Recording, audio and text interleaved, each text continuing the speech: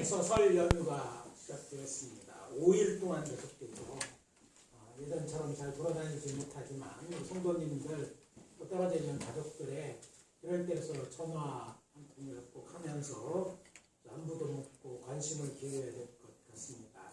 믿는 자들이요, 서운한 것들이 있더라도 주 안에서 좀 덮고 먼저 전화하고 손을 내밀었으면 좋겠습니다. 오늘 말씀은 예수님의 산상수훈 앞부분에 나오는 것입니다. 이 말씀은 특별히 신앙생활을 하면서 간과하기 신앙인의 삶의 문제를 다루고 있기 때문에 매우 중요합니다. 그래서 저는 오늘 아침 공독한 말씀을 중심으로 말씀을 따라 살자는 제목으로 하나님께서 오늘 우리들에게 주신 메시지를 전하고자 합니다. 첫째 우리에게 주는 메시지는 이것입니다. 하나님의 말씀대로 살겠다고 결단하자. 말해봅시다. 하나님의 말씀대로 살겠다고 결단하자. 하나님의 명령대로 행하겠습니다. 오늘 본문은 하나님을 믿고 따름에 있어 큰 산과 같이 크고 중요한 말씀입니다. 어쩌면 신앙생활을 오래 하시는 분들이나 목회자들 중에서도 제가 이렇게 오늘 본문의 중요성을 이야기하는 것에 대해 의아하게 생각하실 수 있습니다. 다른 말씀과 다르게 이 말씀은 의도적으로 잘 설교하지 않는 부분이 있습니다. 왜냐하면 율법에 대한 강조가 복음과 대조되는 거로 생각하는 신학이 한국교회에 오랫동안 자리 잡고 있었기 때문입니다. 율법과 복음은 대조되는 것이 아닙니다. 보완적인 것이죠. 그렇게 되면 무슨 문제가 생깁니까? 교인들에게 짐이 될 것 같은 생각이 들죠. 자꾸 말씀대로 살아라, 율법을 지키라 하면 그렇지 않아도 쉬운 천국 가는 길이라고 생각하고 왔는데 교회 나온 것 자체가 큰 짐이 될 것 같아서 그런지 사람들은 잘 이야기하고 있지 않습니다. 그러나 자세히 보면 이것이 누구의 말이 아니라 예수님의 말씀이고 또 우리에게 그 말씀이 주는 의미를 생각할 때 결코 그렇게 넘겨서는 안 될 그런 말씀이기 때문입니다. 사실 하나님의 말씀대로 살겠다고 결단하는 것은 하나님의 은혜만을 강조하며 예수를 구주로 믿는 믿음만을 강조하는 수많은 현대 그리스도인들에게 아주 오랫동안 묵과되어 온 주제이기도 합니다. 그렇게 살아야 하는 줄 알고는 있지만 그렇게 살기 힘들기 때문에 그렇게 잘 못 사는 사람들을 자꾸 얘기하면 부담되고 힘들어하는 것처럼 보인다는 것이죠. 여러분 기억하십니까? 안 되는 줄 알면서 왜 그랬을까? 안 되는 줄 알면서 왜 그랬을까? 처음에는 후회도 하고 새해가 되면 각오도 해보지만 늘 쓰러지고 넘어지고 그래서 현실과 타협하고 사는 사람들이 우리 주변에 너무 많습니다. 아니 우리들도 전에 그랬고 또 지금 우리들 중에는 그렇게 사는 사람도 적지 않습니다. 그래도 새해가 됐고 그래도 각오하고 말씀대로 살려고 노력해야 된다는 그런 말씀인 것이죠. 그래서 각오를 새롭게 하시라고 말씀드립니다. 그런 우리들에게 오늘 본문은 큰 산같이 중요한 말씀이다. 왜냐하면 예수님께서 산에 올라가서 제자들에게 말씀하신 산상수훈 마태복음 5장에서 7장까지 나오죠. 이 말씀은요 출애굽기 19장 23절부터 24장 11절까지 이어지는 그런 말씀과 연결되어 있어요. 이것은 그 말씀을 앞에 또 놓고 같이 생각해야 될 말씀이에요. 보통 설교를 하는 분들이나 해석가들은 이 말씀이 같은 맥락을 띠고 있고 그런 같은 비중을 갖고 쓰여져 있다는 것을 간과하는 우리를 보합니다. 여호와 하나님께서 시내산에서 이스라엘 백성들에게 하신 말씀과 오늘 산에 올라서 산상수훈을 하신 말씀과 이게 같은 의미에서 우리가 받아들일 그런 말씀이라는 것이죠. 오늘 본문에서 우리는 예수님께서 산에 올라가서 제자들에게 입을 열어 이 말씀을 하셨다고 하는 이 기록에 주의를 기울여야 합니다. 예수님은 보통 어디서 말씀하셨어요? 예수님 우리 지금 여기 있으니까 잘 모르겠죠? 성경 읽어보니까 복음서에서 예수님 주로 어디서 말씀하셨는가 생각나는 곳이 있어요? 예, 광야 들판에서 말씀하셨죠. 들판보다 더 많이 모일 땐 들판에 사람들이 모일 수 있는 공간이 적으니까 하셨어요. 근데 그거 아니면 주로 기록기에 나와 있는 부분, 뭐 길거리에서도 말씀하시고 집에서 말씀하셨지만 자주 등장하는 곳이 어떤 장소인데, 예, 회당에서 말씀하셨어요. 회당은 안식을 예배하는 곳이고 하나님 말씀을 가르치는 곳이었기 때문에 회당에 가셔서 말씀을 하셨어요. 그런데 예수님이 이 말씀을 하실 때는 굳이 산에 가셨습니다. 그것도 제자들을 부르신 다음에 바로 산에 가셔서 율법과 계명에 대해서 말씀하신 거예요. 물론 마태는 물론이거니와 병행구절의 누가복음에도 그 자리에 예수님의 제자들만 있었던 것이 아니라 예수를 따르는 수많은 무리들이 함께 자리에 있었다고 합니다. 그런데 그들 중에 상당수는 유대인들이었어요. 하나님의 나라가 올 걸 고대하던 사람, 그래서 메시아를 갈망하는 자들이 아직 예수를 신뢰할 수는 없었지만 예수의 말씀을 들으려고 또 기적도 보려고 기대가 돼서 누군가 하고 해서 예수님 모였는데 그들을 데리고 산에 가셨다는 것이죠. 이제 정리해 보겠습니다. 출애굽기 19장에서 24장, 마태복음 5장 7장에 모두 산에서 하나님께서 당신의 나라고 하나님의 나라 백성들에게 하신 말씀이라는 공통점을 갖고 있습니다. 그 산, 출애굽기에 나온 산은 어디예요? 무슨 산? 시내산. 시내산이죠. 시내산에서 하나님의 백성들이 처음 시내산에 올 때까지 인도하신 다음에 시내산에 드리고 시내 광야에 장막을 친 그들에게 하나님께서 말씀하시는 것이죠.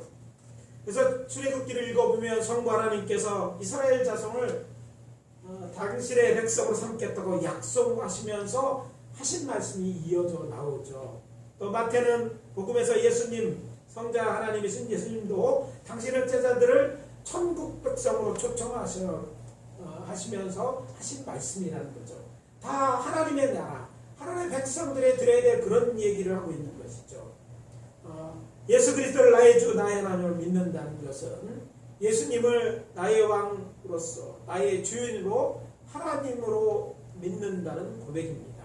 이해가 되시면 큰 소리로 아멘. 아멘. 여기서 놓치지 말아야 할 것이 있습니다.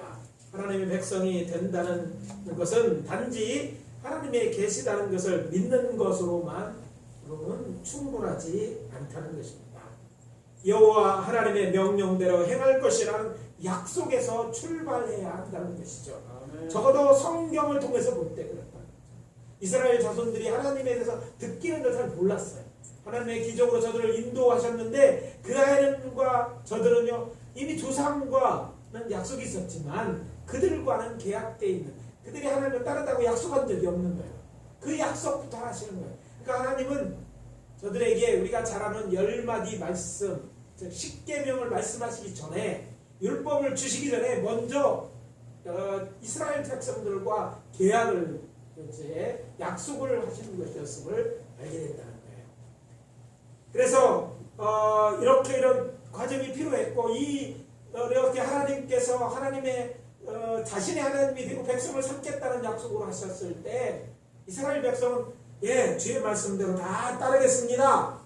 이렇게 이제 저들이 응답하자 하나님이 이제 드디어 자신은 하나님으로서 당신의 백성들에게 어떻게 살아야 되는지를 이야기하셨다는 것이죠. 사실 출애굽해서 이제 그곳에 이르기까지 3달이 걸렸다 이렇게 돼 있어요. 당시 이집트의 날수는 한 달은 30일입니다. 우리처럼 28일 있고 27일 있는 게 아니라 그냥 30일씩입니다. 그리고 12달하고 부족한 5일은 신들의 생일이라고 해서 더해서 이제 365일을 맞춰가는데, 그러니까 그 성경에 3달이라고 하면 그 약속은 이제 30일로 되는데 90일 만에 그들을 오셨. 그걸 누가 이제 하나님께서 인도하셨어요. 그들을 보면서 하나님, 내가 어떤 하나님인지 알게 한 거죠. 애굽에서 10가지 재앙을 내리고 또 오른 가운데 홍해 바다를 갈라서 지나오게 하시고 쭉 하나님 자신을 그들 삶에서 알 수 있도록 소개하신 다음에, 그리고 출애굽기 19장 5절 6절에서 이렇게 말씀하십니다.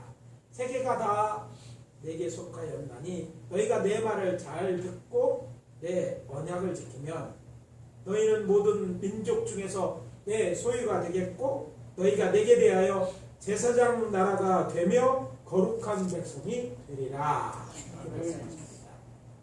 제사장 나라. 그리고 그 나라의 왕이 누구예요? 여호와 하나님이시겠다.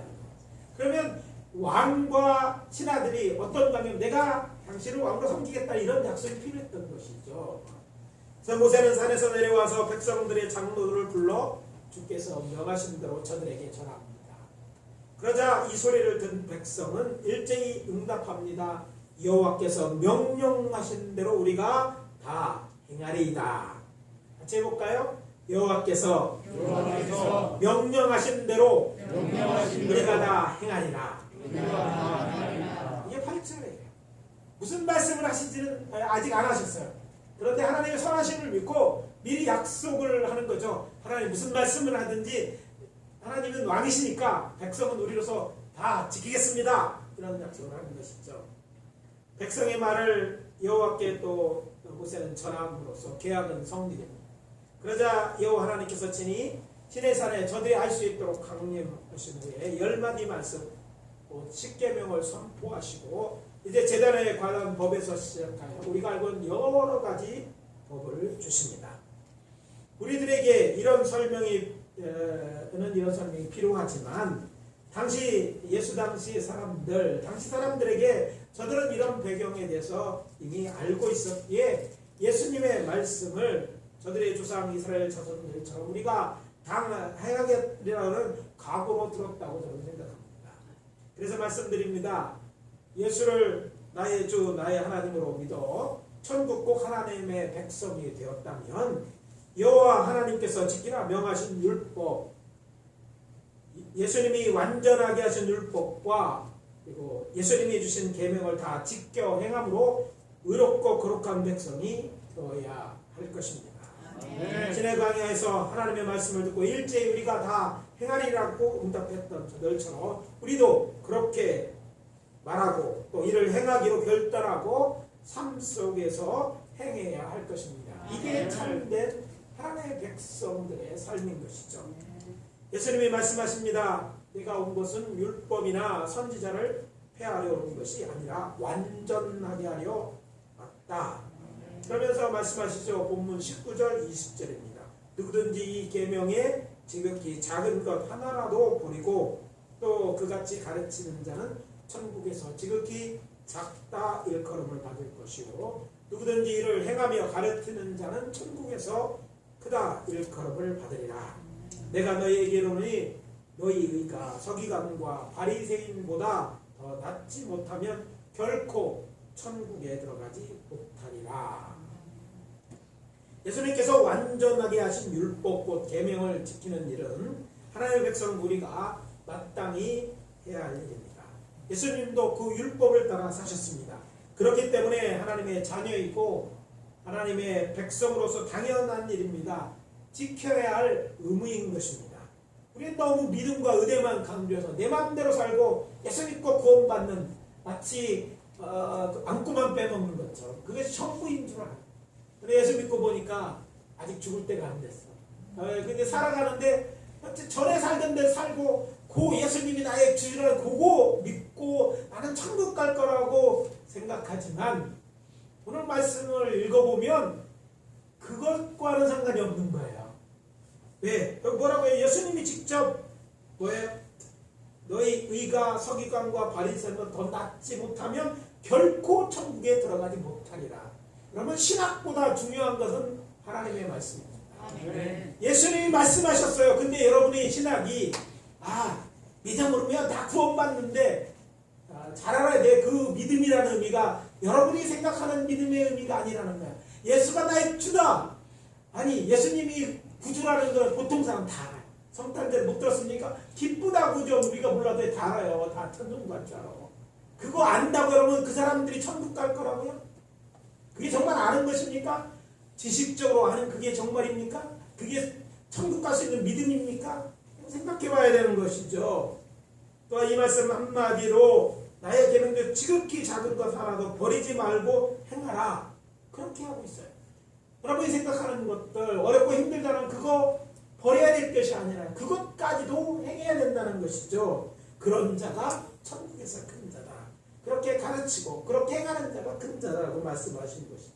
더 나아가서 서기관과 바리새인, 당시 예수 잘 믿는다고 했던 그 사람보다 너희가 낫지 못하면 천국에서 들어가지 못하리라. 누구 말이라고요? 예수님이 이렇게 말씀하시는 거예요. 그렇기 때문에 우리는 결단해야 됩니다. 하나님 말씀대로 살기로 말입니다. 하나님의 말씀으로 사는 것이 살아야 됩니다. 믿을 뿐 아니라 믿음에 합당하게 이런 말을 삶으로써 천국에 들어가야 되는 거죠. 천국 안 가도 되는지 여기 있으니 아직 모르겠다는 게 아니라 천국은 있습니다. 믿는다면 그것에 갈 준비를 해야 돼요. 믿는 것이고 믿는 것 속에는 행함이 포함되어 있는 것이죠. 그래서 예수님의 명령대로 하나님의 말씀대로 살겠습니다. 명령대로 행하겠습니다. 이렇게 결단서부터 시작해야 되는 것입니다. 옆에 사람들에게 말해 주십시오. 우리 올해는 하나님의 말씀대로 살아봅시다. 말씀대로 사는 게 그게 믿음이에요. 두 번째 우리에게 주시는 메시지는 하나님의 말씀을 알기 위해 힘써라. 따라해 봅시다. 하나님의 말씀을 알기 위해 힘씁시다. 물론 우리가 말씀대로 살겠다 결단했다 할지라도 그렇게 살기란 쉽지는 않습니다. 왜냐하면 그렇게 살기 위해서는 먼저 하나님의 말씀이 무엇인지 알아야 돼요. 아니 말씀을 알아야지 말씀대로 살죠. 사람들은 말씀대로 산다고만 되뇌이기지만 말씀에 대해서는 관심이 없어요. 그래놓고 어떻게 말씀대로 살 수 있을까요? 그래서 정말 그렇게 살기 원한다면 먼저 하나님이 말씀이 어떤 것인지 알아야 하고 또 우리가 살아가는 삶의 현장 워낙 이런저런 일들을 받고 또 이해관계가 서로 복잡해 얽혀 설켜 있고 그래서 살기라는 게 쉽지 않습니다. 그래도 쉽지 않더라도 살지 못한다는 게 아니라 하나님께서 도와주실 것이니 은혜 살겠다고 생각하고 살아내야 되는 거예요. 이 두 가지가 우리가 하는 말씀에 살기에 힘쓰는 그런 내용인 것이죠. 물론 이런 현실적 문제는 찾지 않더라도 먼저 우리는 하나님의 말씀을 알아야 지킬 것이 아닙니까? 예전에 이런 말이 있습니다. 알아야 면장을 하지. 아무나 면장할 수 없다는 얘기죠. 여러분 신앙생활을 하나님 백성 된다는 것 그냥 되는 것이 아니에요. 무조건 믿긴 뭘 믿는데 당신 믿는 하나님이 성경이 말하는 하나님이 아니라면 어떻게 할 거예요?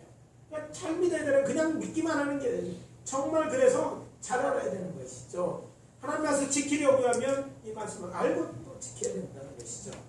잘 아시는 것처럼 첫 번째 낙원인 에덴 동산에 살고 있던 인류의 조상 아담과 하와에게 하나님께서 주신 지키라고 한 말씀 그거 어려운 말씀이 아니었어요. 그리고 복잡한 것이 아니었어요. 여러분 잘 아잖아요. 그에게 주신 말씀 보면 창세기 28장과 2장 17절에 있는 것이 전부입니다. 그 내용 잘 아는 예요. 첫 번째는 더 쉽습니다. 생육하고 번성하여 땅에 충만하라. 땅을 정복하라. 모든 생물을 다스리라. 하는 일이고 별 우리가 그렇게 크게 하면 되는 거예요. 예, 그렇게 어렵지 않아요. 그리고 또 2장 17절에 나오는 명령, 부정명령이죠. 다른 게 부정명령인 거예요. 선악을 알게 하는 나무의 열매를 따먹지 말라. 자, 뭐 이렇게 복잡합니까? 이걸 꼭 공부해서 알아야 돼요? 그냥 자연스럽게 하는 일이고, 그냥 선악과만 안 따먹으면 돼. 복잡한 게 아닙니다. 그렇게 보면 정말 이게 보면 어겼다는 게 참 신기할 정도예요. 부정명령은 한 개고 그것도 해서는 안 되는 이유까지 명시하고 있잖아요. 그러면 왜 안 됐는데 뭐라고 해서 내가 먹는 날에 반드시 죽으리라. 죽으니까 안 돼. 죽기 싫으면 뭐예요? 따먹지 마. 이런 얘기잖아요. 그런 경고문까지도 있고 있다면 그냥 그렇게 살아야 되는데 어떻게 됐습니까? 잘 아는 것처럼 아담과 하와는 하지 말라고 당부하신 이 말씀을 어김으로 죄인이 되어서 어떻게 됩니까? 에덴에서 쫓겨나 살게 됩니다. 한계가 전부여서 사실 결정적인 건 긍정적인 거 말고는 한계가 전부였는데 그 한계를 어긴 거예요. 여러분 별거 아니에요. 그거 먹은 것 갖고 째째하게 하나님이 이렇게 얘기하지 말라는 거예요. 단 하나밖에 없는데 그 단 하나를 어겼어요. 병고문도 있는데 죽기로 작별하지 말고는 이렇게 안 돼야 되는데 그렇게 됐다는 거예요. 근데 그것이 그걸로 끝나는 것이 아니라 그의 후손된 온 인류는요 똑같이 죄 가운데 태어나고 죄를 짓다가 결국 심판받고 영벌을 받을 운명이 되어버린 것입니다. 때문에 여호와 하나님께서 저들을 구원하시려고 아브라함을 택하셔서 이제 구원을 약속하시고 또 그 후손들에 이제 모세를 나게 하시고 그의 자손들과 시내 산에서 저를 만나 저들의 하나님이 되오시고 약속하시고 그의 자손들과 또 이런 계명 율법을 주셔서 이제 그 말씀을 따라 살게 하셨어요. 그런데 문제는 하나님이 지키라고 살라고 명령하시는 것은 에덴 동산에서 명령과 같지 않았어요. 왜냐하면 하나님의 말씀은요 많아졌어요. 처음 주님이 하나님께서 하신 10마디 말씀 십계명으로부터 그건 시작이죠. 그 다음에 여러 가지 율법이 나옵니다. 우리 성도들은 예수 믿은 다음에도 잘 안 보는 책 부분에 나오죠. 율법 이걸 왜 지켜야 되나 왜 알아야 되느냐. 레위기 거의 뚜껑 닫고 열지 않는 책 이런 거. 그런데 거기 그렇게 뭘 하나 따라서 쫙 적어 있단 말이죠. 그래서 이전처럼 단순하게 하나님을 알 수 있는 하나님의 뜻, 하나님의 말씀이 간단해진 게 아니에요. 많아졌어요. 12세기에 랍비였던 마이모니데스라는 사람이 있는데요. 랍비는 사람은 가르치는 사람이 율법을 가르치는 사람이에요. 이게 까다로울 것 같은데 그는 이제 앉아서 시기 시작했습니다. 구약성에 나오는 율법 모두 몇 가지나 되나. 그래서 얻은 결론이 613가지다. 여러분 부정명령 하나 했잖아요. 600절. 그리고 나머지는 하기만 하면 돼. 근데 613가지를 보니까 긍정명령이 248개고 부정명령이 360. 매일같이 하나씩 하지 말라고 하는 것처럼 있는 것처럼 이렇게 많은. 그런데 그것을 어떻게 기억해요? 그래서 내 이름 잘 기억 못하는데 나이 들어서 그런 경우가 있어요. 그래서 유대인 조상들 그래도 지키다라고 약속했기 때문에 지키기 위해 말씀을 들고 애를 쓰고 있습니다. 그래서 저들은 여호와께서 자신들이 지켜야 될 명령 즉 계명 600생까지가 이것을 지킨다는 표현으로 저들은 주의 명령하신 대로 옷에 613가지를 의미하는 옷수를 만들고 그것을 입고 하루 종일 생활하는 것입니다. 그래서 율법의 옆에 613가지니까 613을 뜻하는 매듭을 만들었고 겉옷을 입고 그걸로 생활합니다.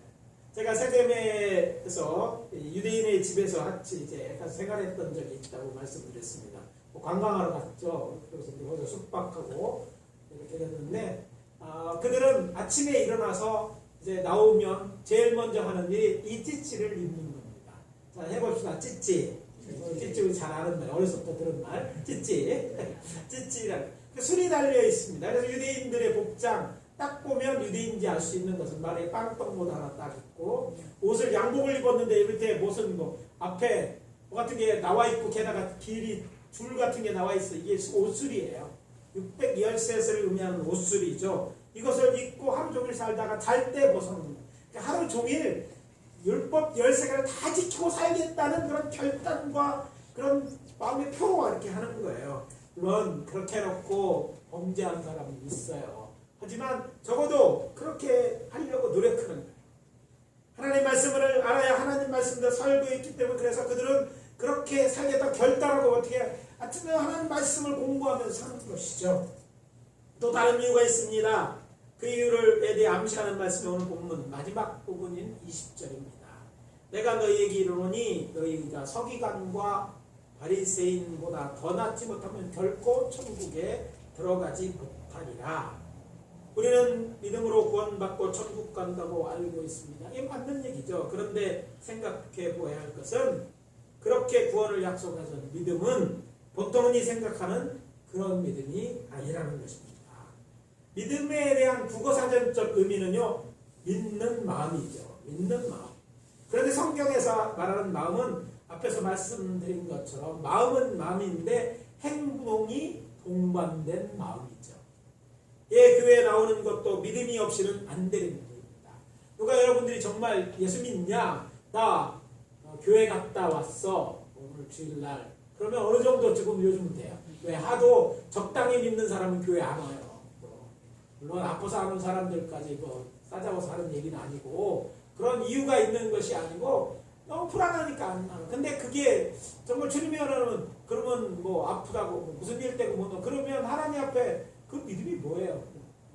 하나님의 말씀은 자기의 생에 참된 기준이 되어 있지 않는 거예요.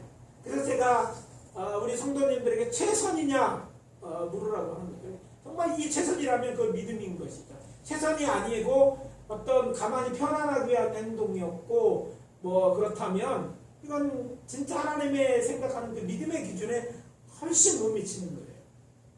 그래서 이 말씀이 중요합니다. 이것은 예수님께서 친히 그 기준을 제시하셨기 때문입니다. 너희가 서기관과 바리새인보다 더 나아야 한다. 서기관과 바리새인보다 의로우려면 하나님의 말씀을 배우는 것만으로 충분하지 않습니다. 날마다 예수님처럼 아니 적어도 예수의 제자들처럼 주의 말씀대로 열심히 살아야 가능한 일입니다. 그렇게 살기 위해서는 하나님 말씀 교육뿐만 아니라 훈련도 동반되어야 한다는 말입니다.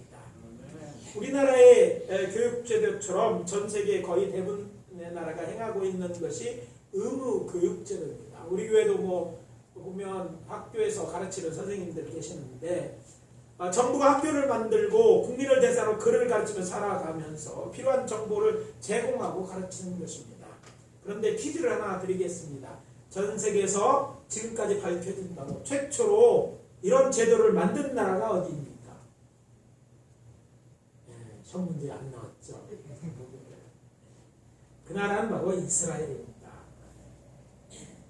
예전에는 이런 이스라엘 역사와 문화에 대해 잘 몰라 베드로에 대해서 얘기할 때 늘 무식한 베드로라고 해서 어떤 분들은 무식을 강조했어요. 요한복음 7장 15절 보면 베드로만 무식하게 본 게 아니에요. 당시 사람도 예수님을 또 무식하게 보고 얘기하죠. 뭐라고 말합니다.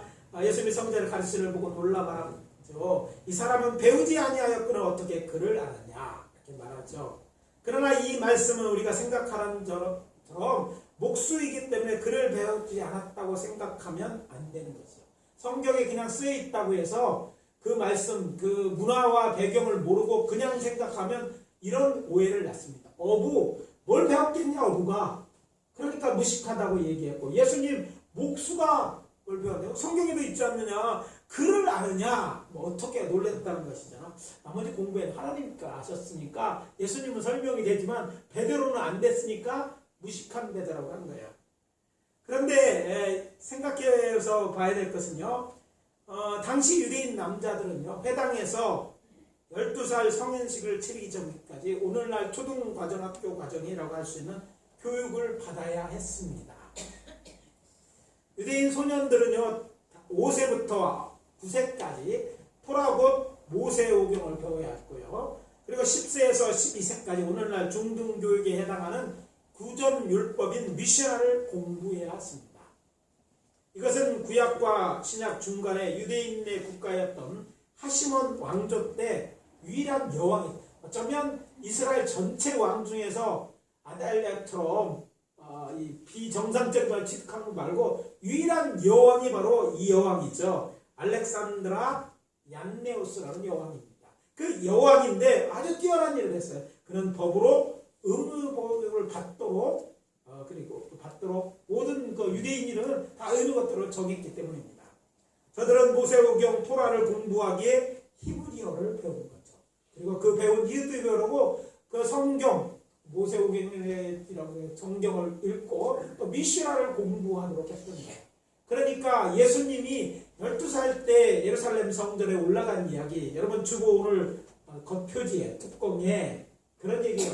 예수님이 12살에 그러면 그렇게 설명의 내용 예수님이 꼭 예수님을 잃어버렸다 막 그런 얘기만 하고 있는데 중요한 건 왜 예수님이 올라간 얘기를 이렇게 쓰고 있는가. 유대인들은 딱 보면 예수님이 성년식하러 예루살렘 성전에 갔다라고 이해한다는 거죠. 12살이 되면 만 12살은 성인이 되는 거예요. 우리나라의 성인은 몇 세예요? 19세? 19세지만 유대인들이 생각하는 성인은 남자식 2세입니다. 그러니까 12세가 예수님이 돼서 성인식을 하라는 것이죠. 유대인들은 지금도 그렇게 이해하고 있고 유대의 문화로 봤을 때 맞는 거예요. 그때 전까지 12세 전까지 이것들을 공부했다는 거예요. 이게 역사입니다. 그래서 지금도 유대인들은요 따로 이렇게 알파벳 이걸 배우는 게 아니라 물론 그런 법은 배우지만 성경을 통해서 국어를 공부합니다. 유대인의 교육이 우리와 다른 거죠. 그들은 처음부터 말씀을 통해서 하나 언어를 배우고 그 언어로 말하는 것처럼 그들은 생활하는 거죠. 유대인들에서 배워야 될 건 이런 거예요. 우리는 학교에서 공부하는 거하고 삶이 달라지는 것은 이게 살려고 배우는 게 아니에요. 그냥 지식이죠. 어떤 것에 정해져 있는 것. 그래서 참 우리 대학교 교육까지 나온 사람 대부분인데 안타까운 것은요. 제가 여기 교회에 있다 보면 놀랄 때가 많아요. 옆에 큰 길에 밤에 주차해 놓잖아. 주차해놓고 난데 보면 쓰레기가 한 움큼씩 있는 사람 많습니다. 차에 앉아서 쓰레기를 차 문 밖에 내놓고 문을 닫는 거죠. 그리고 다음날 그냥 가는 거예요. 아마 그 사람은 이렇게 말할 거야. 내가 이렇게 해서 청소부 아저씨를 먹고 사는 거야. 이게 교육입니다. 우리나라 교육의 약한 부분이죠. 삶과 관계가 없어요. 근데 유대인들은요. 말씀을 배웁니다. 하나님에 대한 신앙과 삶을 배웁니다. 그것을 위해 교육을 하는 거죠. 그것을 가르쳤던 거예요. 그래서 우리가 하나님 말씀은 우리가 도움을 그때만 그래 오늘도 우리 말씀을 그냥 배우는 건 지식이 아니라 바리새인 잘못된 그걸 평가하기 위한 게 아니라 그렇게 살아나기 위해 하나님의 뜻이 무엇인지 하나님 말씀이 무엇인지 지키려고 하니까 그래서 공부해야 된다는 말이 있는 것이죠. 우리나라 역사도 보면 구한날 양반이 아닌 사람들 그리고 여자들에게도 글을 가르치고 살아가는 필요한 지식을 가르치고 기술을 전수한 것은요. 그렇게 시작한 것은요. 서영 선교사들입니다. 이들이 학교를 세운 것이죠. 아시는 것처럼 호모 헐버트 박사는요. 고종의 승인을 받은 1886년 서양식 교육과 유경공원을 세워 사람들을 가르쳤습니다. 조선이 망한 이후에도 교회는요. 앞을 닫고 사립학교를 세워서 성경을 가르쳐 왜 한글을 가르치고 또 세상 사람들을 가르쳤어요. 우리나라 공립공의 우수성을 얘기하지만 우리나라 공립공을 하기도 전에 교회는 이미 많은 학교를 세워서 그 말씀을 가르쳤어요. 오늘 우리가 한국말을 이렇게 자유롭게 쓰는 것, 한자에 산도로 된 것은요. 교회가 한글을 가르치고 성경을 번역하고 그걸 가르쳤더니 큰 공헌을 한 것이고 또 우리 독립운동하고 했던 사람들 조선이 망했어도 그들이 언어를 잃어버리지 않기 위해서 교회에서 말씀을 가르쳤기 때문입니다. 말씀대로 살려고. 그래서 하나님의 축복 가운데 있었던 거예요. 우리가 지금 누리는 문화, 의학을 비롯해 많은 것은 거의 다른 나라와 다르게 선교사들에 의해서 우리에게 가르쳐주는 거예요. 의사가 이렇게 많은 것도 의료기술 발달한 것 우리가 뛰어나다고 얘기하지만 초기 선교사들이 와서 무료로 젊은 사람 똑똑한 가르치고 더 똑똑한 사람들은 미국까지 보내서 그냥 무상으로 가르치고 한국에 보낸 거예요. 그들이 우리의 의료체를 이렇게 만들어간 거예요. 그거 하나가 아닙니다.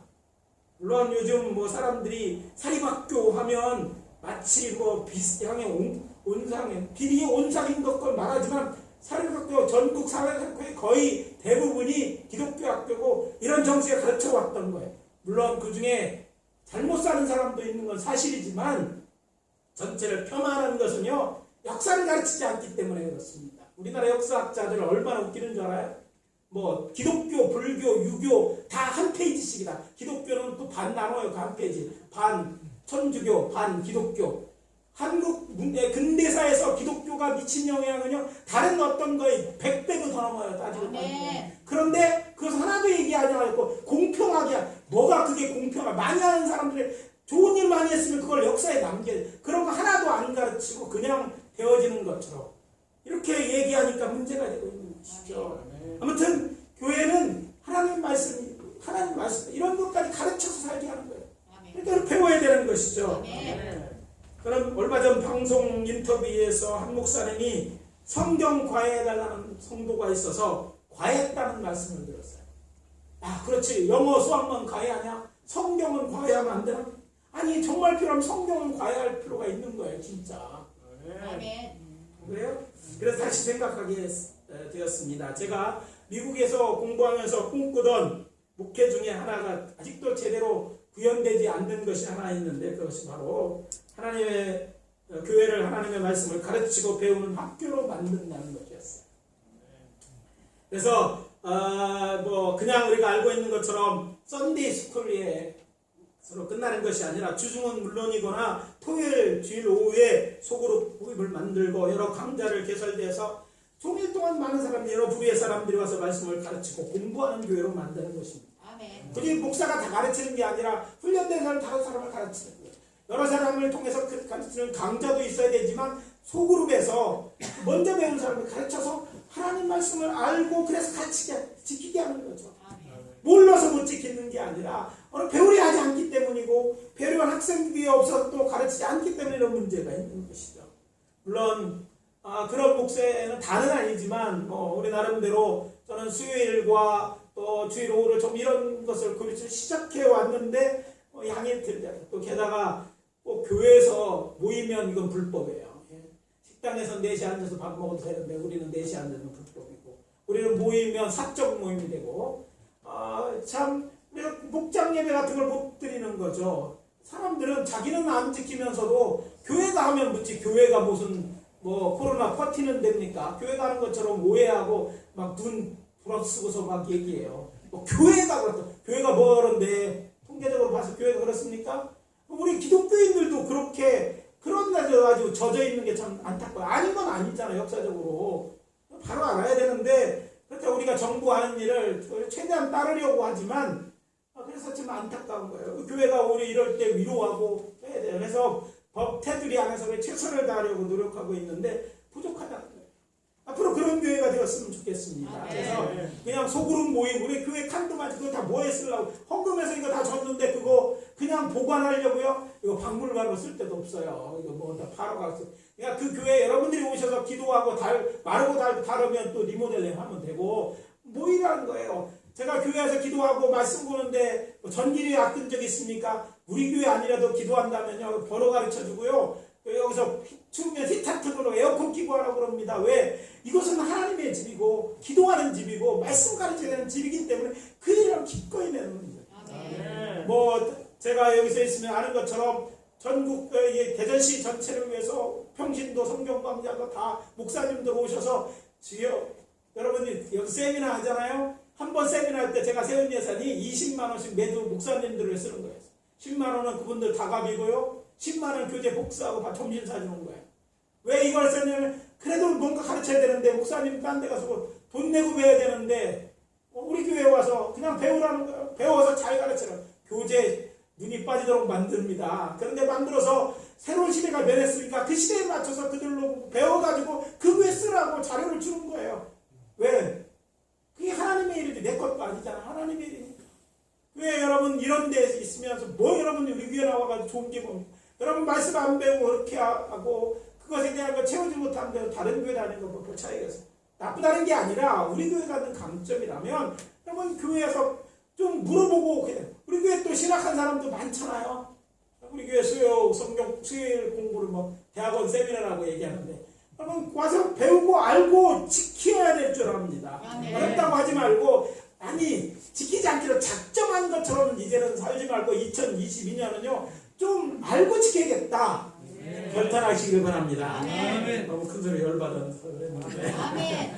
그러고요. 아무튼 문제는 배우려는 열정이 있으면 여러분들이 저희가 사실 최선을 다하고 제가 받은 은사가 그거고 또 우리는 그럴 만한 다른 교육에다 자격들이 있잖아요. 제가 대학에서도 박사과정에서도 가르치고 여러분들이 가르칠 만한 자격이 있다고요. 그래서 안영화 목사도 그렇고 여기에 우리 교회 전도사님들도 그렇고 있잖아요. 여러 분들이 말씀에 대해 잘 아니까 서로 묻고 그렇게 하나님 말씀을 배우려고 합시다. 지키려면 알고 그러기 위해서는 열정을 가지고 알고 그래서 바른 말씀을 지켜야 된다는 것입니다. 그래서 이렇게 하는 교회가 되었으면 바라는데 그렇게 앞으로 그렇게 될 줄 믿습니다. 물론 아는데 기존의 성경 공부는 충분하지 않습니다. 더 좋은 교육자도 있어 있고 더는 공간이 필요하고 교사가 필요할지도 모릅니다. 하지만 이렇게 하나님 설대로 살려는 의지가 있고 말씀을 배우겠다는 성도들의 의지와 열정이 있어야 모든 것이 가능한 일인데 2022년 이것이 맞다면 그 레임스는 저희들이고 적극 동참해 주시기를 부탁드립니다.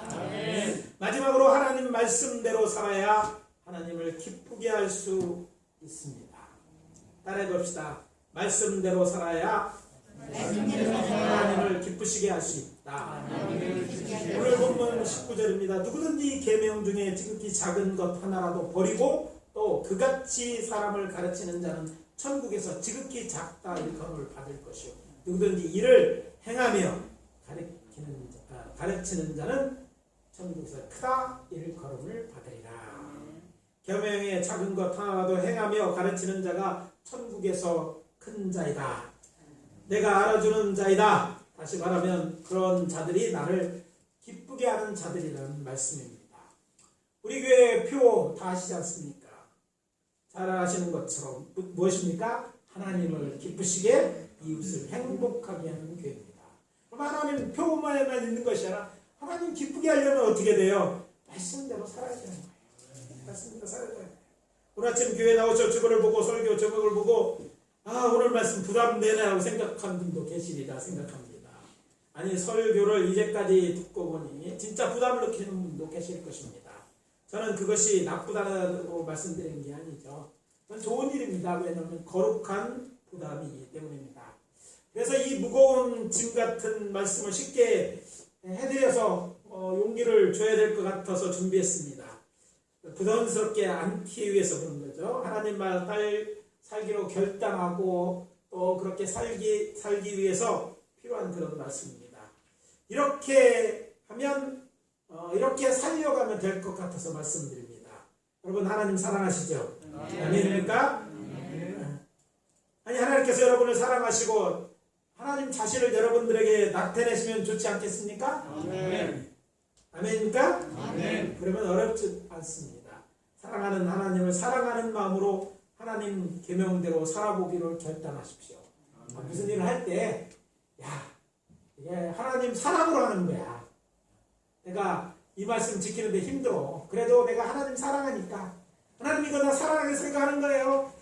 율법이니까 해야 되고 안 되면 천국 못 가고 이런 게 아니라 내가 사랑이라고 하나님 내게 베푸신 은혜가 큰데 내가 하나님 사랑해서 이거 할게요. 사랑해서 안식일을 지켜 사랑해서 주일날 나오는 거 안 나오면 천국 가는 사닥다리가 똑 떨어지니까 내가 떨어질까 이렇게 하는 게 아니라 사랑하는 마음으로 해보세요. 하나님은 착한 하나님 나 사랑해서 나 사랑으로 성경책을 한번 올해 안에는 한번 다 읽겠어요. 아니 10번 읽겠어요. 이런 거예요. 어렵고 힘들어도 바빠도요. 수요일에 참석해서 내가 말씀 보겠어요. 이런 것들이 여러분 하나님에 대한 사랑에 대한 고백이라는 말로만 하지 말고 주님 그럴 거예요. 말로만? 아니에요. 주님 이 계명을 지킴으로 하나님을 사랑하는 것으로 사랑하는 표현으로 이거 지키겠습니다. 이런 식으로 마음을 갖고 계명을 하나하나 지켜가자는 얘기예요. 아멘. 또 이게 무엇입니까? 하나님 여러분 삶에서 하나님을 나타내시면 얼마나 좋겠어요. 하나님 음성 듣고 싶지 않습니까? 여러분 속에서 하나님을 경험하기 원하십니까? 그렇다면 어떻게 돼요? 하나님 말씀대로 살아보십시오. 그러면 하나님을 경험하겠다. 야 하나님 진짜 계시네. 하나님 이런 데 정말 축복하시네. 하나님 이런 평화를 주시네. 말씀대로 살지 않을 때는 모르던 것들이 여러분 말씀대로 살아가면 깨달아지는 것이 있고 더욱더 깨달은 게 뭐가 있냐면 하나님이 정말 나를 사랑하시는구나. 하나님이 나를 왜 이런 일을까지 하시는가. 이렇게 하나님이 나를 사랑하시는구나. 이런 것들을 경험하는 거예요. 만져지게 될 것입니다. 보게 될 것입니다. 이런 것이 신앙생활을 해야 될 이유고 신앙생활을 정말 신나게 하는 거예요. 정말 그냥 왔다 갔다 정말 믿는 건지 아니는 건지 이런 게 아니라 이런 걸 통해서 늘 하나님이 여러분 곁에 있고 여러분을 위해 일하시는 하나님을 보게 되는 것이죠. 그 방법이 하나님 말씀을 사는 것이죠. 그래서 그렇게 살기로 결단하고 하나 둘씩 하다 보면 그 속에서 하나님을 만나시게 될 줄 믿습니다. 이것은 우리 주 예수님이 가르쳐주신 알려주신 방법이죠. 요한복음 14장 21절입니다. 나의 계명을 지키는 자라야 나를 사랑하는 자니 나를 사랑하는 자는 내 아버지께 사랑을 받을 것이요 나도 그를 사랑하여 그에게 나를 나타내리라. 이 약속을 믿고 올 한 해 열심히 실천해 봅시다. 아멘. 집에서 직장을 오고 가는 길에서 일하는 현장에서 하나님의 사랑을 보게 될 것입니다. 꼭 그렇게 되시기를 예수 그리스도 이름으로 축원합니다. 네, 오늘 말씀 마무리합니다. 하나님의 말씀을 알고 그 말씀대로 살아가는 것이 옳습니다. 그것이 정도이고 하나님을 기쁘시게 하는 일이고 하나님을 사랑하는 것입니다. 아무쪼록 그렇게 하루하루를 힘들지만 잘 살아내시는 우리 사랑하는 성도님들 다 되시기를 예수 그리스도 이름으로 축복합니다. 기도하겠습니다. 아버지 하나님 주의 은혜와 사랑을 감사합니다. 하나님 말씀대로 따라 살기로 작정하게 하시고 또 그것이 우리에게 얼마나 중요한 일인지 알게 하시니 감사합니다. 주를 사랑해서 아버지 하나님 말씀에 대해서 열심히 배우기를 힘쓰고 또 하나하나 아버지 하나님이여 연약하지만 전에 실패했지만 오늘 살아가기로 힘쓰고 살아낼 수 있도록 도와주시옵소서. 주님 사랑하기 때문에 일을 하기를 원합니다. 그의 사랑을 받아주시고 하나님 약속하시는 대로 하나님 자신을 우리의 삶 속에 나타내 보여주시옵소서. 날마다 이렇게 우리를 사랑하시는 하나님을 경험하며 살기를 원하는 것 주님 아시고 이렇게 혈단한 자들을 위해 함께해 주시옵기를 바라옵고 나올 때 예수 그리스도 이름으로 축복하며 기도합니다. 다 같이 이루시죠.